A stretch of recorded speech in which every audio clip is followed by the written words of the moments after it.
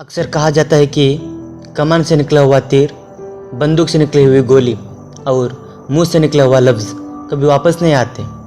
कुछ ऐसा ही हुआ 1825 में, जब निचलस रसिया का राजा बना। तब वहाँ कई दंगे हो रहे थे, तो राजा ने दंगे खड़े करने वाले मुखिया को ही फांसी देने का हुक्म दिया। तो राजा के आदमियों ने राजा के हुक्म से उस मुजरिम को पकड़ा और फांसी के तख्ते पर चढ़ा दिया। और उसे फांसी मिलने वाली थी कि तभी उसके फंदे रस्सी टूट गई। जैसे वो मुजरिम जमीन पर गिर पड़ा। उस जमाने में किसी मुजरिम की फंदे की रस्सी टूटना ऊपर वाले का चमत्कार माना जाता था और अक्सर मुजरिम को छोड़ दिया जाता था। इसलिए राजा के आदमी फौरन राजा के पास गए और पूरी बात बताने लगे। फिर राजा उसे छोड़ने वाला था, तभी एक एडवाइजर ने उन सिपाहियों से पूछा, मुजरिम जमीन में गिरने के बाद कुछ बोला था क्या?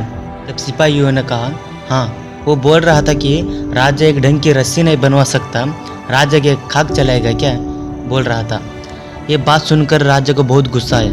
उसी वक्त राजा ने उसको सबके सामने मार दिया।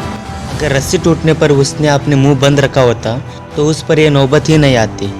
So always say less.